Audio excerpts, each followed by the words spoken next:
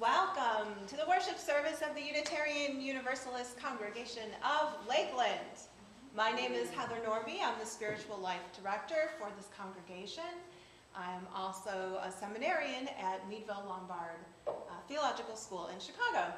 And I use the pronouns she and her. And I'm Brandon Nuckols. I'm currently on the Board of Trustees, ending my term this June 30th. And I'm also moving into the Social Justice Chair. And my pronouns are he, him. We are glad you all are here today, whether that be in person or virtually. UUCL is an affirming community, and whatever your gender identity, sexual orientation, race, ethnicity, abilities, or theological beliefs, you are welcome here. We would love to get to know you better, so please join us after the service on the patio or in the social hall for snacks. Or if you're on Zoom, please say hello through the chat feature. And our newsletter is published every Wednesday, and it remains the main source of information for what goes on around here, so be sure to sign up. And if you already received it, be sure to read it and find out all the great things that are happening around here. We're going to get into Call to Community. We have our UUC Lakeland booth at First Friday. First Friday is coming up next Friday. This event takes place every First Friday of every month in the downtown Lakeland, Munn Park area. That was May's theme was Family Fun Night. I'm not sure of June's theme just yet. But the next one is coming up on June 3rd, and it will be from 6 to 9 p.m. It's a good time where we meet community members and kind of talk a little bit about Unitarian Universalism and meet folks. We need volunteers to help present and promote UUC Lakeland values and principles at this event. You can contact Ambra Bridges or Vaisel Decor or for more information and volunteer for one of these future events. And please also send Ambra Bridges testimonials about why you belong to UUCL and or believe in Unitarian Universalism. She would like to get to work this week, so she has a display for June's first Friday. We have a special meeting to vote on bylaw changes today at 12:30. And then, of course, we have our annual meeting today, immediately following that special meeting. So please stick around for that, especially if you are a member. If you're a visitor, you are welcome to stick around for it as well, if you would like. And our annual dinner celebration will be Wednesday, June 8th, at 6:30 p.m. here in the sanctuary. We're going to need some volunteers to be on the cleanup crew for the annual dinner. We'd like 6 volunteers to help out Gail, so please, I'll let Gail know if you can clean up after the annual dinner. Also, May 28th, this is next Saturday, is Portia Westerfield Kroll's Celebration of Life. It's from 10 to 3 p.m. with the actual service being from 11 to about 12:30. But there's lots of other things going on that day to celebrate Portia's life. And we have begun to plan our annual Pride service, which will be on June 19th. And then we also will be participating in the Pride in Faith event, which we'll have more information about as part of a larger interfaith Pride service as part of Polk Pride Week. And then also we will be at Polk Pride in the Park, and we are one of the sponsors this year for Pride in the Park. And our Social Justice Committee, I'll talk to you more about this, will be on next Sunday at 12:30, and I'll talk more about that at the end of the service today. Okay. And please join me Wednesday night, this Wednesday night here in the sanctuary at 6:30 p.m. for the return of Art and Soul Vespers. I'll have something fun and creative planned for us. I look forward to seeing you. All right. Well, for this month of May, our worship and programming theme is Nurturing Beauty. So let us continue this journey together. Let's breathe in together as we enter this sacred space where we celebrate our connected circle of life. Breathe in, feeling that spirit of love in the center of your soul, and breathe out that love towards all your relations. Connected, we are whole. Sing our opening hymn. Goes something like this. Morning has come, night is away, rise with the sun and welcome the day. Oh, y'all sound fantastic. We're going to do something a little different this time. That side of the room. Watch him. Wow, this side of the room. Watch me. Okay. Here we go. We'll start. Morning has come, night is away, rise with the sun and welcome day. Morning has come, night is away, rise with the sun and welcome the day. Morning has come.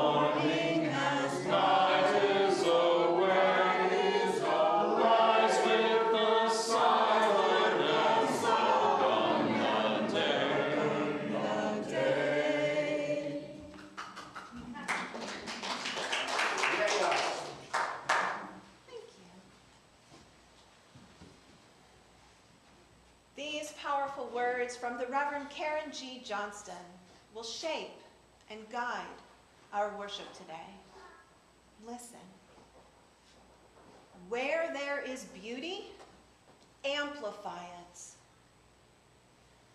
Where beauty is hidden, reveal it.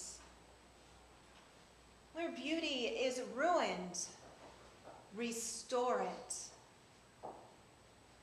where beauty is absent, create it. This will be our gift to our aching world. Let us signify the creation of this sacred space where we join together to nurture beauty. Let us light our chalice, the symbol of our faith. Today, our chalice lighter is Tim McLean. Tim will light the chalice as I read the chalice lighting words, Nurturing Beauty, by Reverend Suzelle Lynch. Our community is filled with beauty. When you open the door to greet me, that's where the beauty begins. When you share with me what's important to you, beauty is there as I listen. When we join hands to practice compassion, beauty's heart blooms like a flower. When we teach or learn or work for justice, beauty abounding sparks joy in all. Let's light the chalice for beauty now, the beauty we seek, the beauty we share, and the beauty that we nurture together.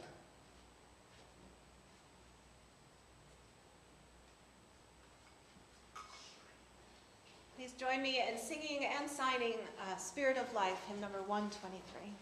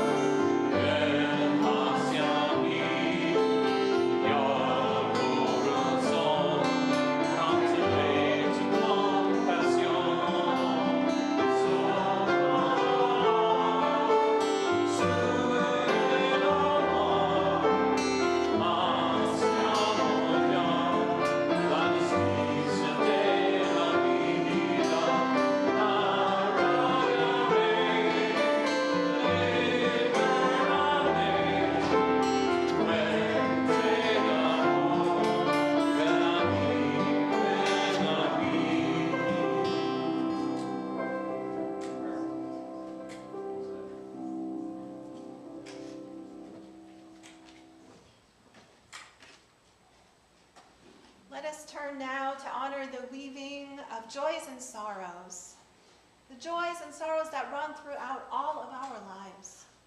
We engage in this ritual every week as a way to nurture and as a way to heal, knowing that we are all in this together. We will invite you up to the chalice table to place stones in the water for the joys and sorrows you carry with you today. We have green stones for joy, white for concern, and blue for sorrow. If you are on Zoom, we will say your name and put a stone in for you so that we all know that we are together and connected, striving towards wholeness. If you are on Zoom and you want a specific color put in for you, please say so in the chat. You're welcome to come forward as our musicians play.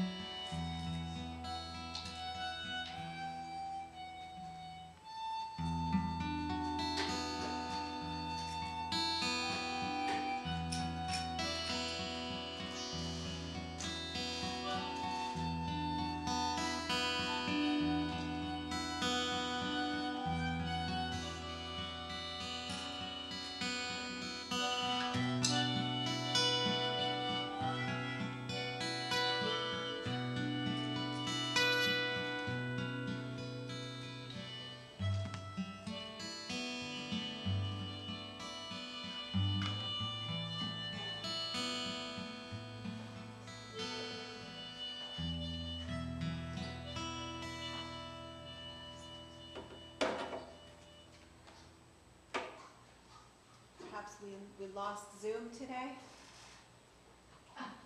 No? Maybe we can put a stone in for all of Zoom Yeah. folks today. Everybody on Zoom, anywhere, doing anything. Please put a stone in for Glenda, Maggie McClelland, Phil, William Land, and a green stone for Glenda, for all the blessings in this life.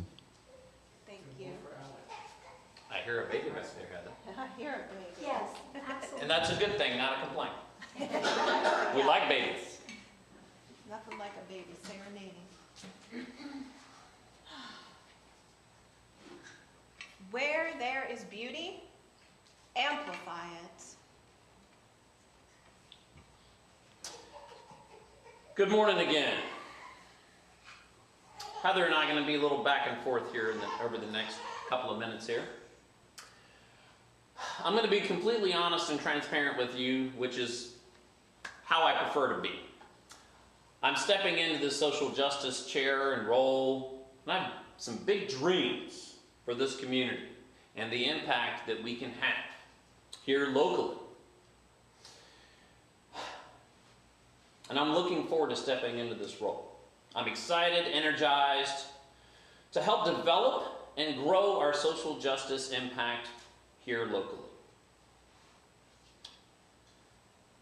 And when I say social, everybody, you are all welcome. In fact, all of you, welcome to the Social Justice Committee. Because really, that is an integral part of our faith. And honestly, it's one of the primary reasons that folks often come. Community is one of the other words that we often hear. Connection, community, certainly spiritual growth, acceptance, affirmation for who we are as individuals. But social justice is one of those key pieces of why many of us, perhaps a lot of us, come here. And I say that because we are all called to action in these particular times that we are living through. We can serve in the ways that we feel called, inspired, and capable of being. Whether you are sending emails, doing hospitality, worship, music, finance, building and grounds, First Fridays, and so much more. Everybody has a role. Everybody. Every single one of us. Because every little piece matters when you build community. We are all nurturing this UUC Lakeland community. We are all actively growing and learning, however imperfectly, because we are imperfect at it, myself certainly included, but we figure it out. We move forward. But I want to stress, we are something special here in Polk County. We are unique and special. And I hope you all know that. I hope you all see that. And when visitors come, they see that. I think they really do. And I hear that from many of you. We are also an affirming community for others, for you, who you are, your identity, all walks of life. And we're a spiritually nurturing community. And I like that word nurturing quite a bit. Spiritually nurturing. And we should certainly celebrate that. We're doing a lot of things really well and growing towards becoming more of that beloved community that Dr. Martin Luther King spoke about so many years ago.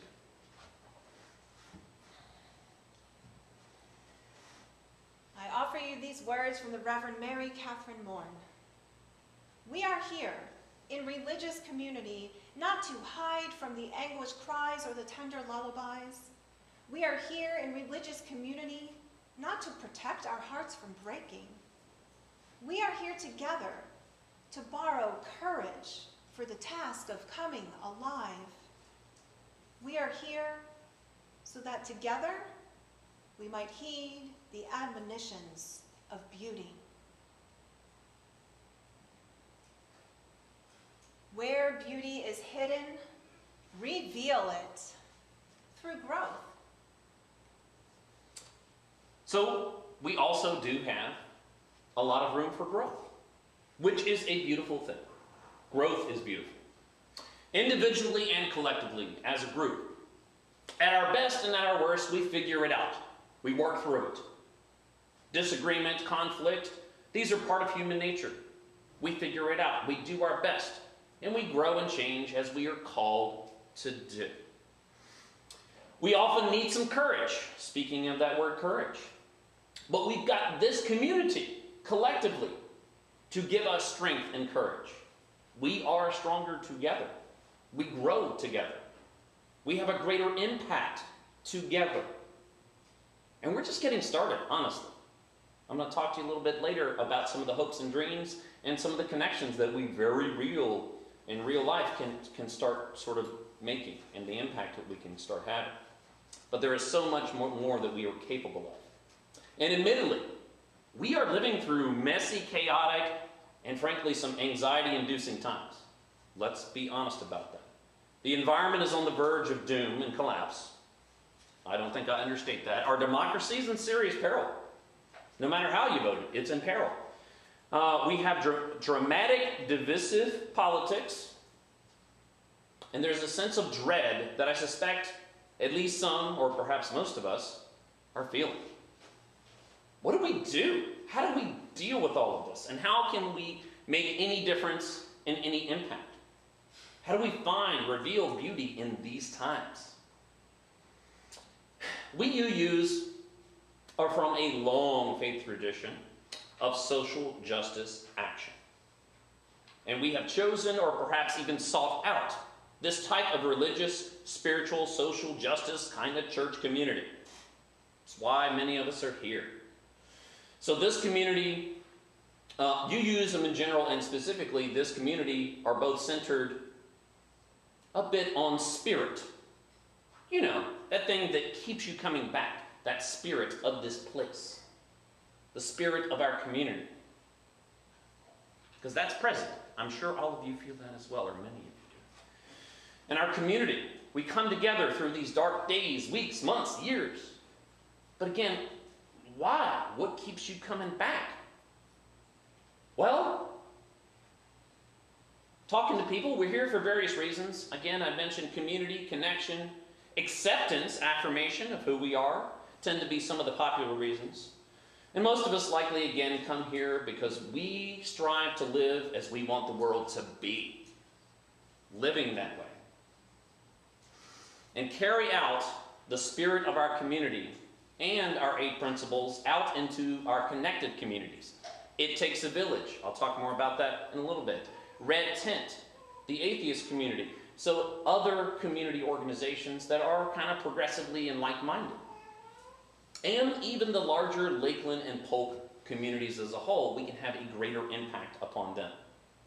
We come to this place, in this community, all of this reveals our beauty. I think a lot about this revealing the beauty of our relationships. And there's this thing at the heart of Unitarian Universalism called covenant. And I found a story. Now, I found this in the Tapestry of Faith curricula online, the UUA website, for grades 4 to 5. But it really has a good lesson for adults. So I'm here to tell you the story of the treehouse rules. The treehouse was built on the congregation's grounds over 3 Saturdays in September, using donated lumber and the donated labor of the families who attended the church and other adults who wanted to help with the project. Even the kids got involved, especially those aged 10 and up, by pitching in and helping in any way that they could during the construction. And it was a fantastic place to be once it was completed, with a window that faced the nearby playground, a rope ladder to climb up, and a slide to exit. While everyone was happy that the treehouse was there after all the planning and construction, it soon became a problem. When too many kids wanted to enjoy it all at once, their different ideas about how to use it came into conflict with each other. The younger kids got a thrill out of running races through it, hurriedly climbing up the rope ladder, rushing through the treehouse to race down the slide over and over again, one after the other. But the older kids wanted to hang out in the treehouse after the worship service ended, playing games like jacks and cards.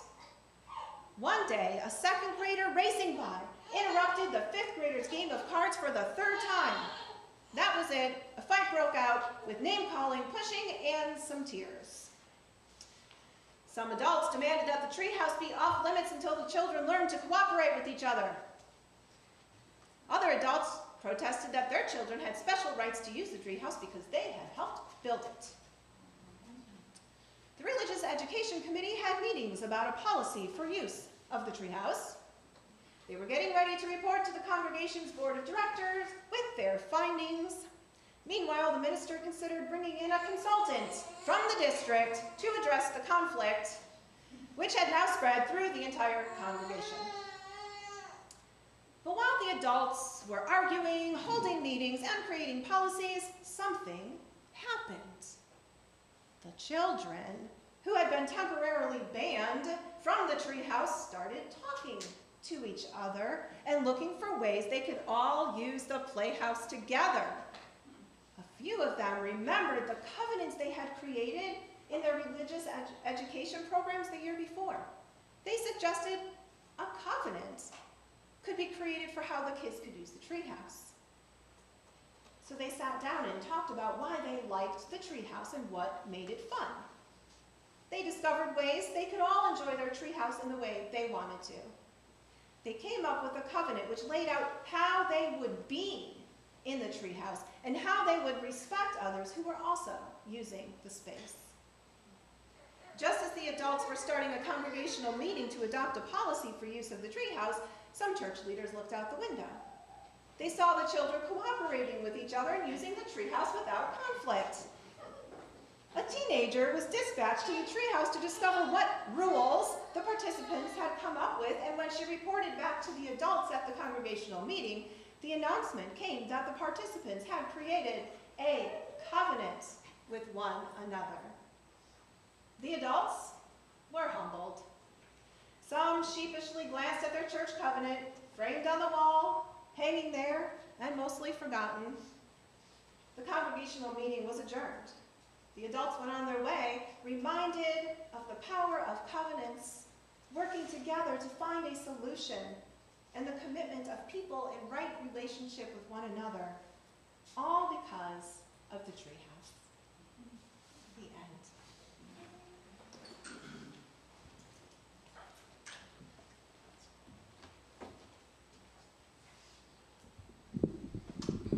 Where beauty is ruined, restore it through covenant. So what is covenant? A covenant is a promise that we make to one another about how we want to be together. As you can tell from the story I read, it's not all about rules. It's about recognizing the behavior that keeps us in good, loving relationships. It's about letting ourselves be moved by love and recognizing that here in this sanctuary, we are gathered in spirit. A covenant is about embracing our responsibility toward one another and the world at large. Our covenants are shaped by Unitarian and Universalist religious traditions and theologies that encourage us to support one another's search for truth and meaning, and to listen to one another with curiosity. They encourage us to strive to be active in peacemaking and to take action for social justice so that future generations may inherit a healthier world. And in order to have an impact, we need to be in covenant together. Have an agreement of the way we're going to behave and treat one another. We have to come together in this common purpose and work through difficulty and conflict together. Covenant means a lot of things, but one of the most important to me is that if we are UUs in all earnestness and committed to this community and to changing things for the better, then we can't quit on each other. We cannot quit on each other. That's not going to work. We're not going to actually achieve much if we quit on each other. And I include myself, hold myself up to that. I do indeed value dissent. Heck, sometimes I'm the dissenting opinion. I'm certainly not always right, by any means.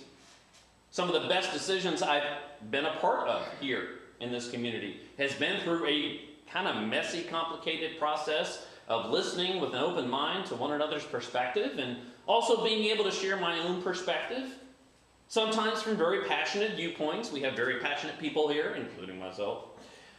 But emotions are normal, and passion should be nurtured and perhaps honed. In fact, when I talk about emotions, Brene Brown, an emotion researcher, a shame researcher, who I've talked about, she's identified 87 different identifiable emotions through a lot of research. And one of my goals here as the Social Justice Chair is also to begin to offer occasional retreats, workshops, where we can intentionally learn and grow with each other in regards to our emotional and spiritual development. So we can nurture this UUC Lakeland community, because we have to start at home. And it's one thing to want to change the world, it's another thing to do it yourself. And we must start with ourselves. We must be people of growth, of change. Be able to effectively listen and communicate our thoughts and feelings with one another so we can move forward and help our communities move forward. Brene Brown's quote, she has a great quote that is evidence-based again. This is based on research, and she put together, based on all her research, a definition of connection. Listen to this one. Connection is the energy that exists between people when they feel seen, heard, and valued, when they can give and receive without judgment, and when they derive sustenance and strength from that relationship or those relationships. Let me read it to you one more time, because I really like this definition. Connection is the energy that exists between people when they feel seen, heard, and valued, when they can give and receive without judgment, and when they can derive sustenance and strength from those relationships. That's the community I want to be a part of, and the kind of connections I seek out. Andy Quinn recently gave a message 3 or 4 weeks ago on nonviolent communication. I bought that book. I've yet to read it, but it's on my list. I also feel called to continue learning more about nonviolent communication and how we as a community can perhaps begin to incorporate more of that into our community. Would like to do some retreats or workshops on that for anyone that's interested. And now I get to our mission statement.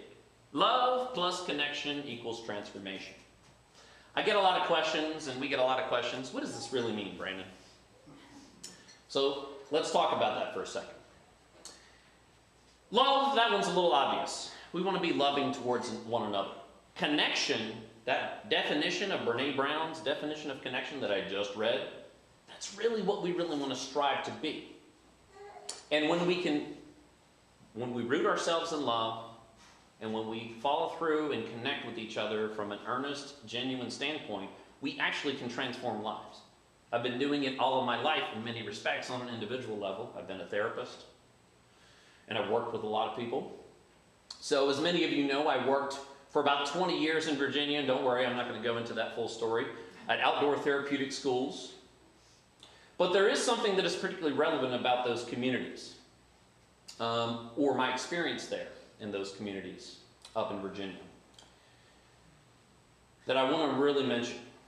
The power of the relationship. At 22 years old, I started working at this outdoor therapeutic school. I stayed there for 20 years.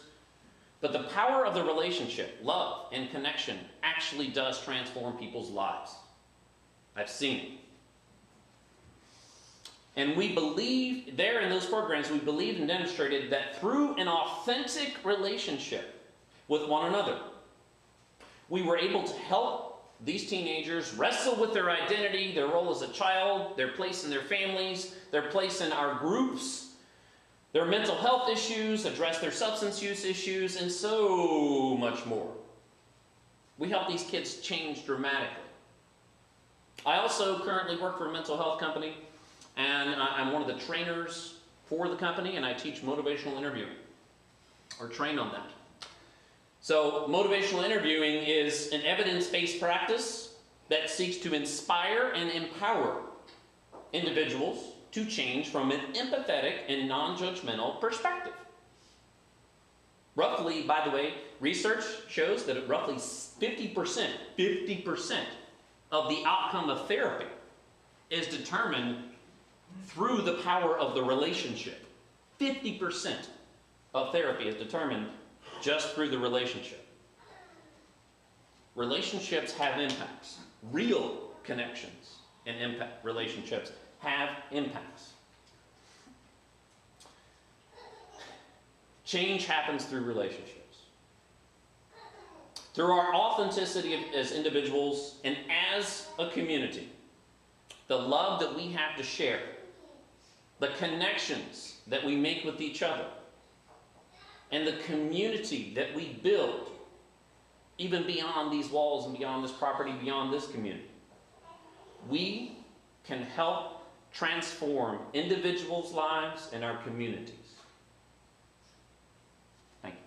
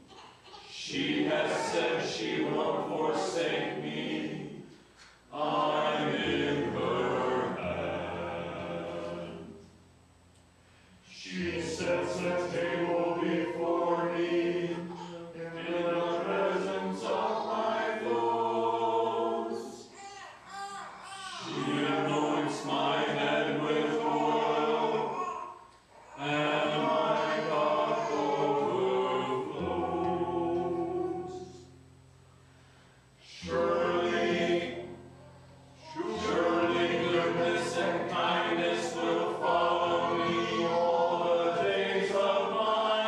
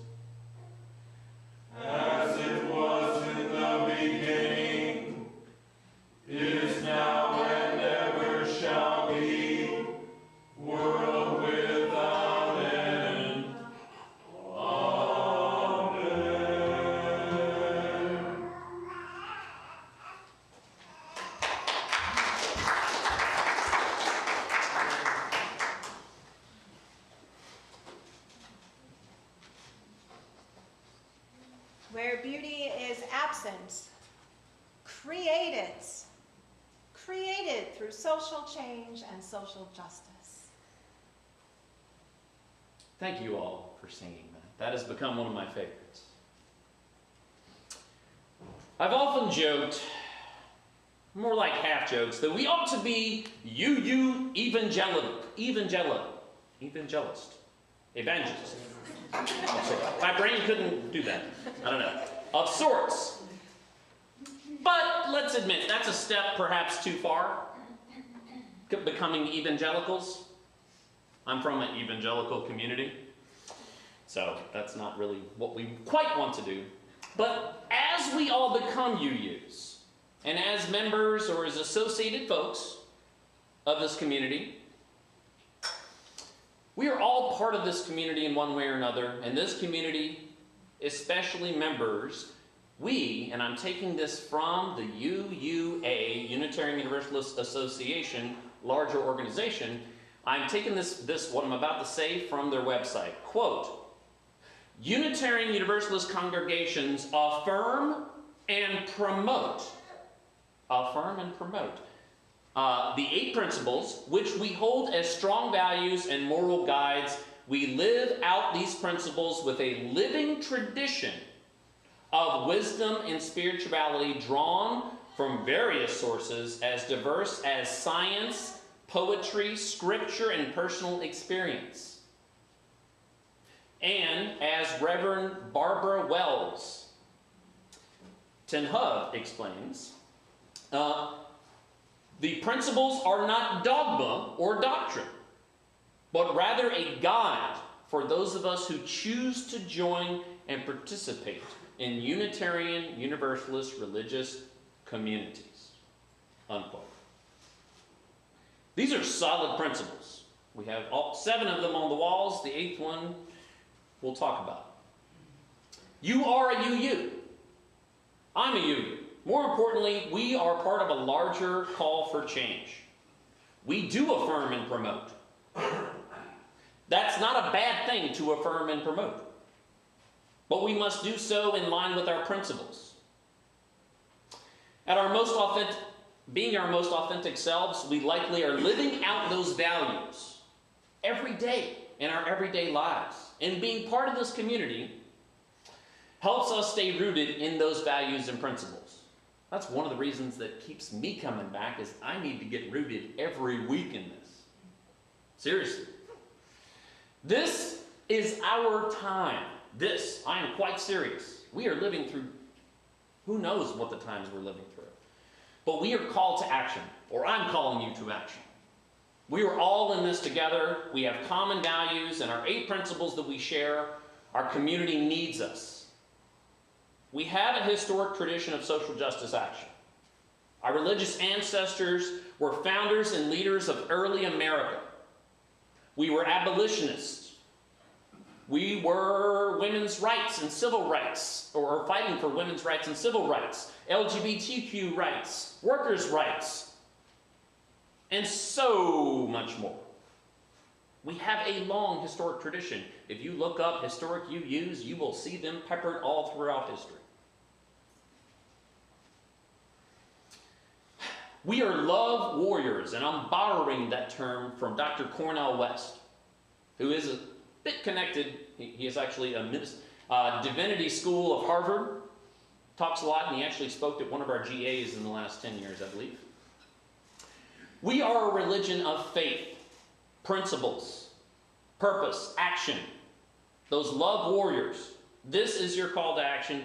We need to act here and now in our community. And at the end of each of our lives, what do you want to say during that time? That's part of what keeps me going. But let's focus here locally on the areas where we can make real difference in individual lives and our community's lives. And this is where I'm going ad lib. Y'all knew I was going to do this at one point. Social justice, I'm taking that over. During COVID, we had ITAB, which was phenomenal. But social justice, we kind of are picking up kind of post-COVID right now. And we're kind of hitting the reboot, reset button. So as the chair, we got a meeting next week. If any hopefully to see many of you or all of you there. It'll be 12:30 here in the sanctuary, immediately following the or not long after the service. And we'll kind of get things started. My goal is to have at least 2 meetings a month. So the first one will be in person, probably towards the end of the month. In the middle of the month, we'll kind of have a Zoom check-in to follow up on initiatives that we're having. It likely would be a brief meeting.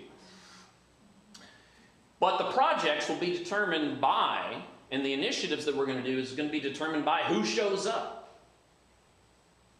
Who wants to take the initiative to work on various projects? I can tell you right now, I'm ready to lead an initiative on LGBTQ. I'll talk about that in a second. We have already a lot of energy around homelessness, food insecurity. I've already been in touch with some of the leaders that were involved with It Takes a Village. We are going to be having a meeting probably in the next month or so, that It Takes a Village group, to where we are going to begin to become more than a food pantry. We're going to try to grow ITAV into, I don't think progressive is a dirty word. I don't think progressive is a political word, although it can be. But we're going to grow progressive community. And we're going to do that with other community partners.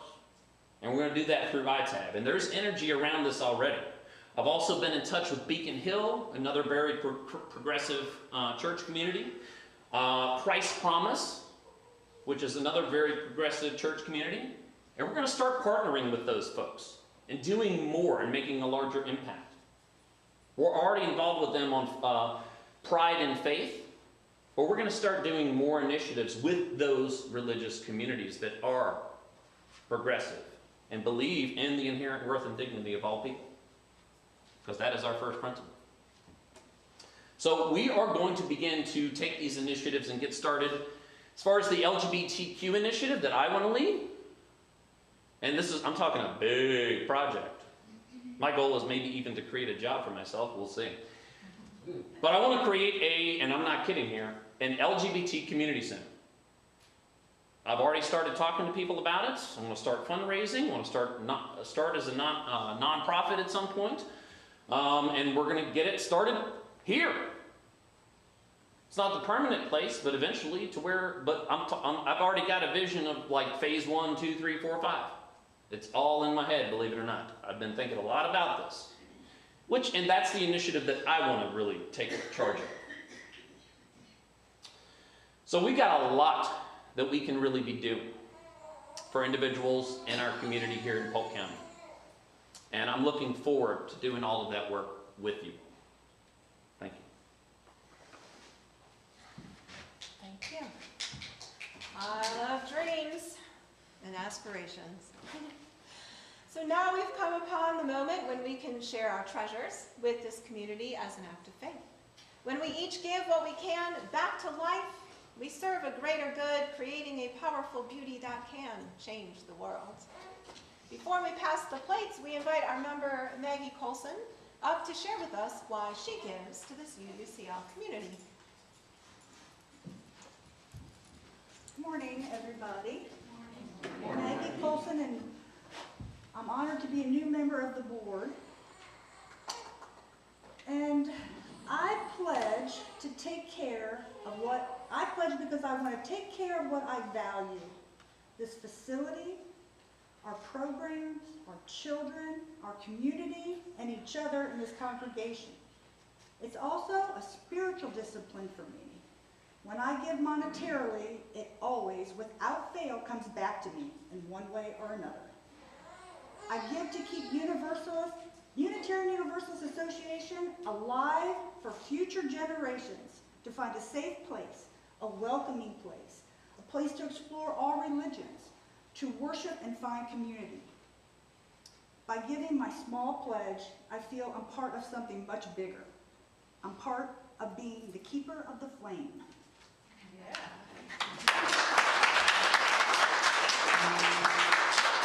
Thank you. Our ushers will now pass the plates for your offering.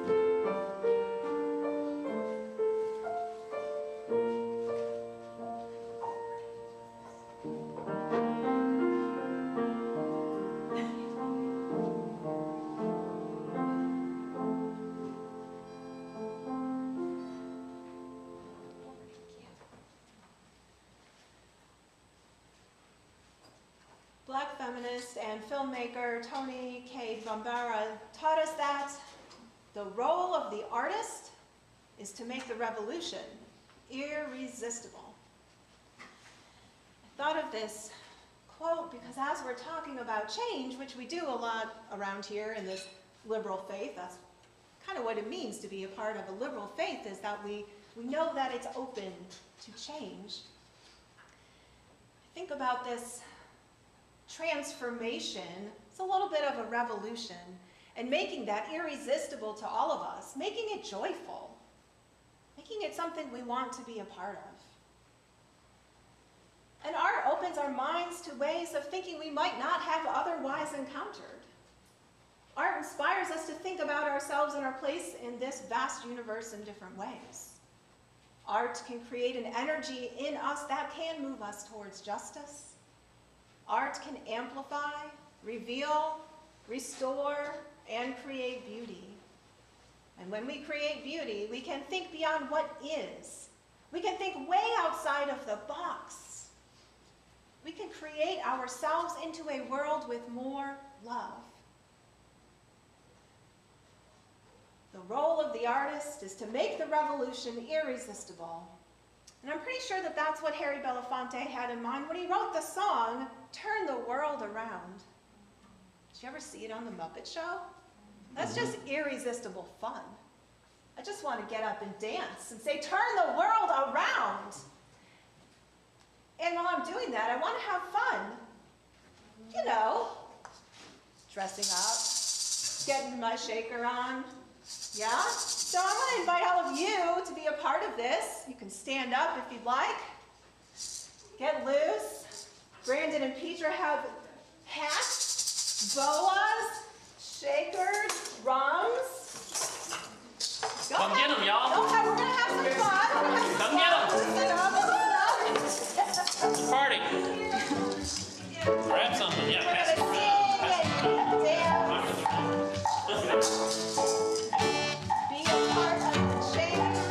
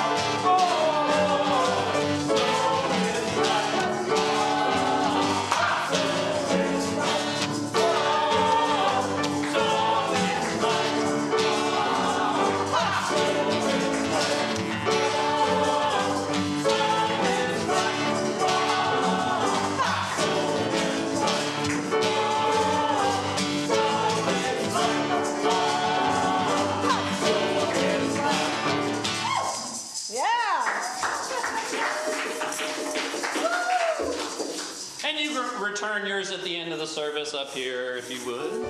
Just hold on to them for now. Please join me as we extinguish the chalice. We extinguish this chalice, but not the light of truth, the warmth of love, or the fire of commitment. These we carry in our hearts and out into the world.